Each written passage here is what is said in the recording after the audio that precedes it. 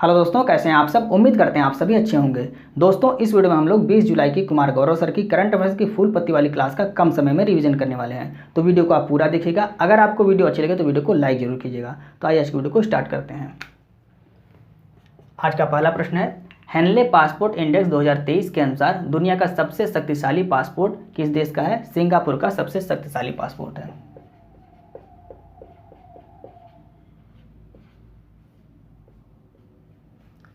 Singapore का passport 192 देश में वीजा फ्री यात्रा उससे की जा सकती है। जो सिंगापुर का पासपोर्ट है उससे 192 देशों में वीजा फ्री यात्रा की जा सकती है। आपको याद रखना है। भारत का स्थान कौन सा है। भारत का स्थान इसमें 80वां है। पिछले बार की अपेक्षा में 5 अंक इसमें सुधार हुआ है। पाकिस्तान का स्थान कौन सा है। 100वां स्थान पाकिस्तान का है। और अंतिम स्थान पे कौन है, अफगानिस्तान। ये अंतिम स्थान पे आपको याद रखना है। भारत के पासपोर्ट से 57 देशों में वीजा फ्री यात्रा की जा सकती है। एक वर्ष में 4 बार यह इंडेक्स जारी होता है। हेनले पासपोर्ट इंडेक्स एक वर्ष में 4 बार जारी होता है। नेक्स्ट प्रश्न देखते हैं, दक्षिण चीन सागर में आए तालिम टाइफून का नामकरण किसने किया है। तो इसका नामकरण फिलीपींस ने किया है।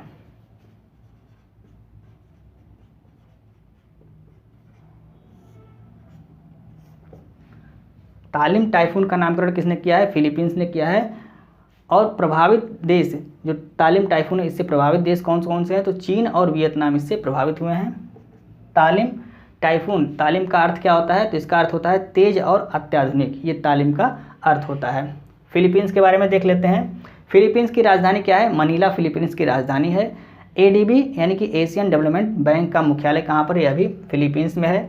अंतर्राष्ट्रीय चावल अनुसंधान केंद्र यह कहाँ पे, यह भी मनीला फिलीपींस में है। रेमन मैग्सेसे अवार्ड भी फिलीपींस में ही दिया जाता है।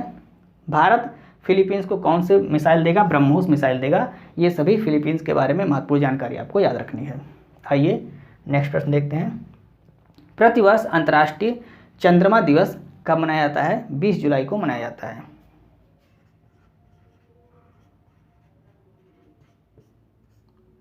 बीस जुलाई को क्यों मनाया जाता है, क्योंकि 20 जुलाई 1969 को पहली बार मनुष्य ने चांद पर कदम रखा था। और पहले व्यक्ति कौन थे, नील आर्मस्ट्रांग, जिन्होंने पहली बार चांद पर कदम रखा था। कब रखा था, 20 जुलाई 1969 में। इसलिए 20 जुलाई को चंद्रमा दिवस मनाया जाता है। और इसी दिन शतरंज दिवस भी मनाया जाता है। आपको यह भी नोट कर लेना है। मिशन अपोलो 11, तो मिशन अपोलो 11 के अंतर्गत जो नील आर्मस्ट्रांग किस मिशन के अंतर्गत गए थे, मिशन अपोलो 11 के अंतर्गत गए थे। और उस मिशन में 3 लोग गए थे। नील आर्मस्ट्रांग गए थे, बज एल्ड्रिन गए थे और माइकल कॉलिंस गए थे। ये 3 लोग गए थे। तो माइकल कॉलिंस क्या थे, ये पायलट थे। तो ये चंद्रमा पर नहीं उतरे थे। सबसे पहले नील आर्मस्ट्रांग उतरे थे और उसके बाद बज एल्ड्रिन उतरे थे। तो ये आपको याद रखना है, नील आर्मस्ट्रांग पहले उतरे थे, उसके बाद बज एल्ड्रिन उतरे थे। तो पहले व्यक्ति कौन है चंद्रमा पर उतरने वाले, नील आर्मस्ट्रांग है। आपको याद रखना है। आइए नेक्स्ट प्रश्न देखते हैं। चौथा प्रश्न है, विंबलडन चैंपियनशिप 2023 में पुरुष एकल का खिताब किसने जीता है। कार्लोस अल्कराज ने। ये स्पेन के खिलाड़ी हैं।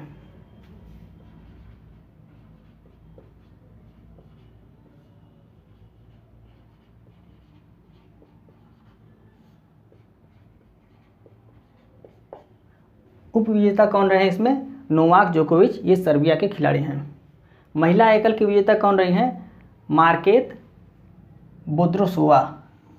बोद्रोसोवा, ये चेक गणराज्य की खिलाड़ी हैं। ये विजेता रही हैं। उपविजेता कौन रहा है, आंस जुबेर, ये ट्यूनीशिया की खिलाड़ी हैं। ये उपविजेता रही हैं। दोनों याद रखना है, नए नाम है तो ये आपको याद रखना है। नेक्स्ट प्रश्न देखते हैं, देश का पहला 4 रनवे वाला हवाई अड्डा कौन सा हो गया है। इंदिरा गांधी अंतर्राष्ट्रीय हवाई अड्डा ये हो गया है 4 रनवे वाला हवाई अड्डा।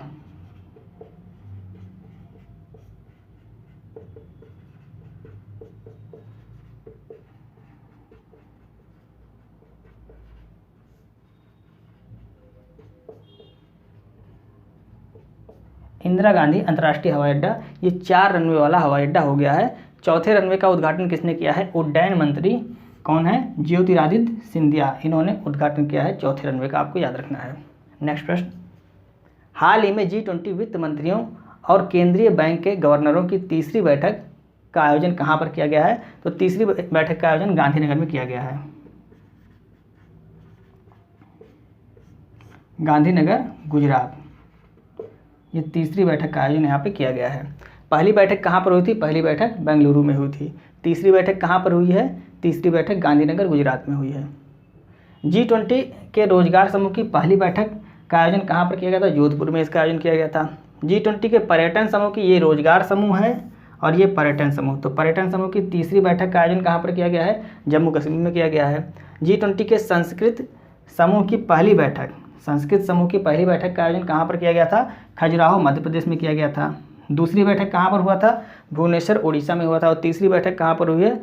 हम्पी कर्नाटक में हुई है। कौन सी तीसरी बैठक है? संस्कृत समूह की तीसरी बैठक कहाँ पर हुई? हम्पी कर्नाटक में हुई, दूसरी भुवनेश्वर में हुई और पहली खजुराहो मध्य प्रदेश में हुई। आपको याद रखना है, इंपॉर्टेंट है। G20 के शिक्षा समूह की पहली बैठक कहाँ पर हुई? चेन्नई में इसका आयोजन किया गया।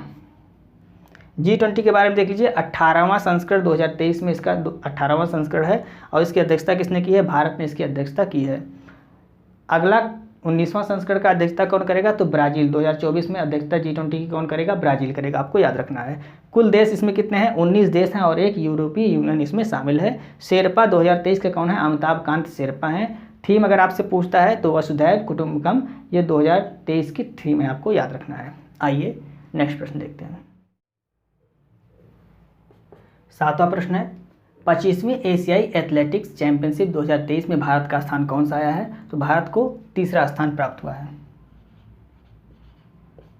भारत को तीसरा स्थान प्राप्त हुआ है। पहले स्थान पे जापान है और दूसरे स्थान पे चीन है और तीसरे स्थान पे कौन है? भारत है। भारत ने कुल कितने पदक जीते हैं? कुल 27 पदक भारत ने जीते हैं। इन 27 पदक में 6 गोल्ड मेडल हैं और 12 सिल्वर हैं और 9 ब्रांज मेडल हैं। आपको याद रखना है। आयोजन कहाँ पर हुआ था? एशियाई एथलेटिक्स चैंपियनशिप 2023 का थाईलैंड में इसका आयोजन हुआ था। आपको याद रखना है। नेक्स्ट प्रश्न है, हाल ही में राष्ट्रपति द्रौपदी मुर्मू ने सर्वश्रेष्ठ राज्य के रूप में किसे भूमि सम्मान पुरस्कार प्रदान किया है? उड़ीसा राज्य को यह सम्मान प्रदान किया गया है। तो उड़ीसा आपका राइट आंसर हो जाएगा।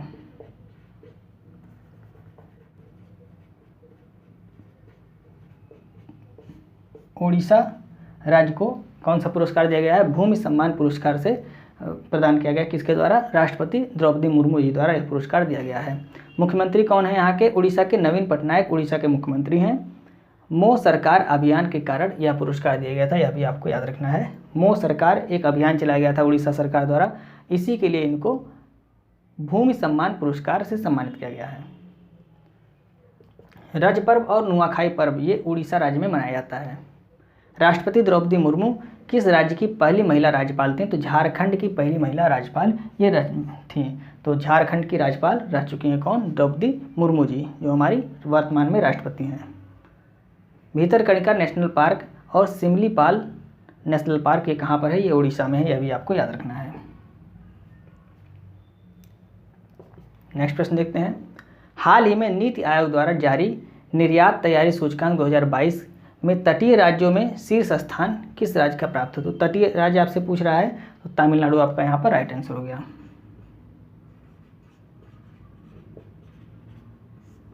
तटीय राज्यों में शीर्ष स्थान किसका है? तमिलनाडु का है।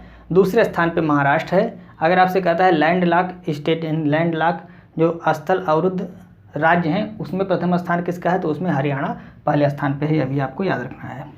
नीति आयोग के बारे में देख लीजिए। नीति आयोग की स्थापना कब हुई? 1 जनवरी 2015 को इसकी स्थापना हुई। इसके अध्यक्ष प्रधानमंत्री होते हैं। उपाध्यक्ष इसके सुमन बेरी हैं। CEO BVR सुब्रमण्यम है। और नीति आयोग ना तो संवैधानिक संस्था है और ना ही विधिक संस्था, ये आपको याद रखना है। आइए नेक्स्ट प्रश्न देखते हैं। 10वां प्रश्न है, हाल ही में AI फॉर इंडिया 2.0 कार्यक्रम किसने प्रारंभ किया है? IIT मद्रास द्वारा इसको प्रारंभ किया गया है।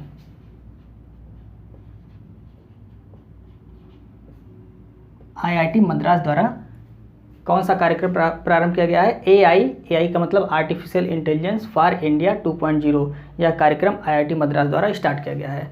शिक्षा मंत्री धर्मेंद्र प्रधान जी द्वारा इसको स्टार्ट किया गया है, यह भी आपको याद रखना है। यह एक फ्री प्रशिक्षण कार्यक्रम है।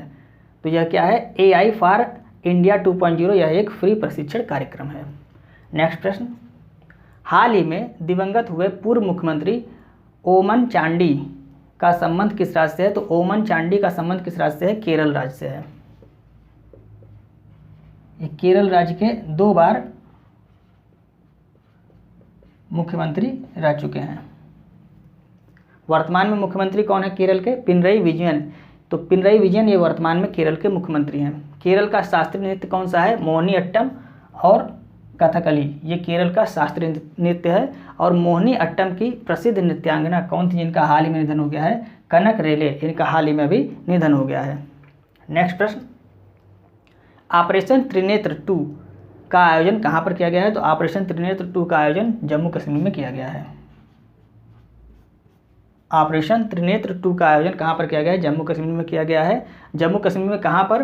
पूंछ जिला।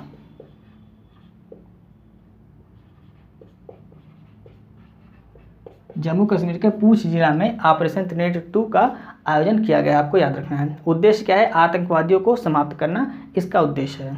नेक्स्ट प्रश्न, हाल ही में चचिन चराई महोत्सव, चचिन चराई महोत्सव, इसका आयोजन कहाँ पर किया गया है? तो इसका आयोजन अरुणाचल प्रदेश में किया गया है। अरुणाचल प्रदेश के तवांग जिला में इसका आयोजन किया गया है।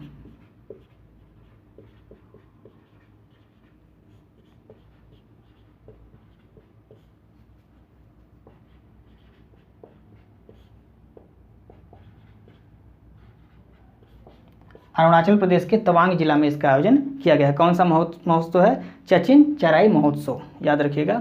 स्थानीय चरवाहों के लिए यह महोत्सव मनाया गया है। वोनालू फेस्टिवल कहाँ पर मनाया जाता है? तेलंगाना में मनाया जाता है, आपको याद रखना है। सरहुल फेस्टिवल ये झारखंड में मनाया जाता है। खारची फेस्टिवल ये त्रिपुरा का फेस्टिवल है। और फूलदेई महोत्सव ये उत्तराखंड में मनाया जाता है।